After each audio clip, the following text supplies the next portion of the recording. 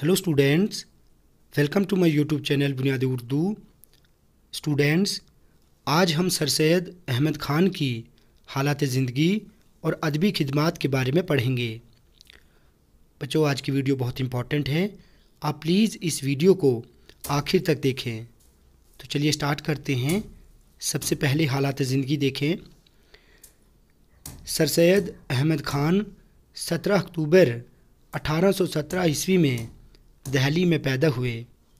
उनके वालिद का नाम मीर मोहम्मद मुतक्की था, जो एक दरवेश मनीष बुज़ुर्ग थे, यानी फ़कीराना मिजाज के बुज़ुर्ग थे। सर सैयद की परवरिश में उनकी वालिदा अज़ीज़ उन्निसा बेगम का बड़ा हाथ था, जिन्होंने सर सैयद की तालीम और तरबियत ज़माने की ज़रूरियात के मुताबिक की। 1839 ईस्वी में उन्होंने अंग्रेज़ी सरकार की मुलाजमत इख्तियार की और मुख्तलिफ़ मकामात पर काम किया। उसके बाद अपनी मेहनत, लियाकत और काबिलियत से मुंसिफ़ी का इम्तिहान पास किया और 1846 ईस्वी में दिल्ली में सदर अमीन मुकर्रर हुए। सदर अमीन यानी जज मुकर्रर हुए। 1857 ईस्वी में सर सैयद का तबादला ट्रांसफ़र ज़िला बिजनौर में हुआ और मज़ीद तरक्की देकर सदरुस सुदूर बना दिया गया। सदरुस सुदूर यानी चीफ़ जज बना दिया गया। 1862 ईस्वी में गाज़ीपुर में तबादला हुआ और 1864 ईस्वी में गाज़ीपुर में ही एक अंजुमन साइंटिफिक सोसाइटी के नाम से बनाई। इस अंजुमन का मकसद ये था कि मुख्तलिफ़ उलूम, ख़ासकर साइंस के उलूम का मुताला किया जाए और उन उलूम को हिंदुस्तानियों में आम किया जाए। 1869 ईस्वी में सर सैयद एक साल के लिए इंग्लैंड गए। वापस आकर उन्होंने अंग्रेज़ी के इल्मी और समाजी रिसालों की तर्ज पर अपना एक रिसाला तहज़ीब उल अखलाक निकाला।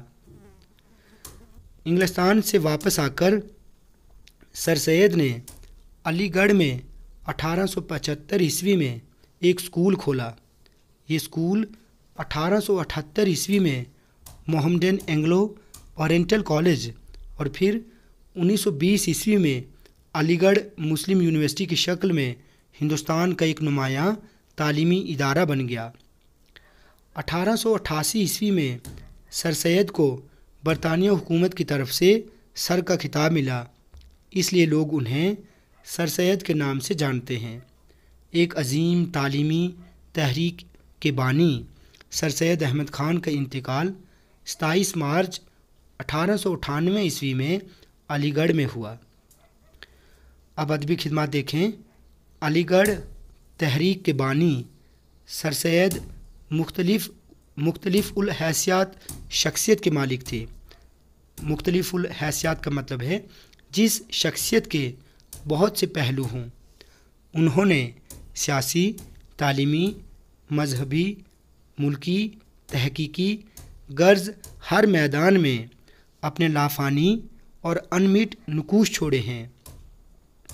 सर सैयद आखिरी उम्र तक कौमी काम, कॉलेज की देखभाल और तसनीफ़ व तालीफ़ में मशगूल रहे, यानी बिज़ी रहे, मसरूफ़ रहे। उनकी मुतअद्दिद तसानीफ़ में आसार उस सनादीद, असबाब बगावत हिंद, खुतबात अहमदिया, तफसीर उल कुरान, तहज़ीब उल अखलाक और सरकशी ज़िला बिजनौर ख़ास तौर पर अहमियत रखती हैं। उनके मज़ामीन कई जिल्दों में मजलिस तरक्की अदब लाहौर से शाये हुए हैं।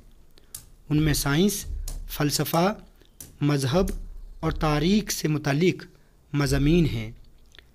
जदीद उर्दू नस्र की बुनियाद डालने के साथ साथ सर सैयद ने उर्दू में मुख्तसर मज़मून निगारी को भी फ़रोग़ दिया। लंबी लंबी तहरीरों के बजाय चंद सफ़हात में काम की बात कहने का फ़न सर सैयद ने आम किया। सर सैयद अपने ज़माने के मुफ़क्किर और मुस्लिह थे।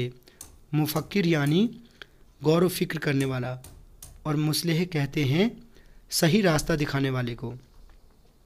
ان کی نثر میں وہی وزن اور وقار ہے جو ان کی شخصیت میں تھا۔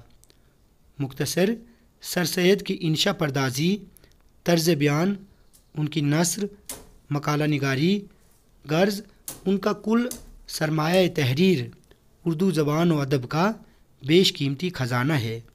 تو بچوں، آج ہم نے سر سید احمد خان کی حالات زندگی اور ادبی خدمات کے بارے میں پڑھا۔ بچوں، ویڈیو آپ کو اچھی لگی ہو تو آپ پلیز اس چینل کو سبسکرائب کریں، لائک کریں اور شیئر کریں۔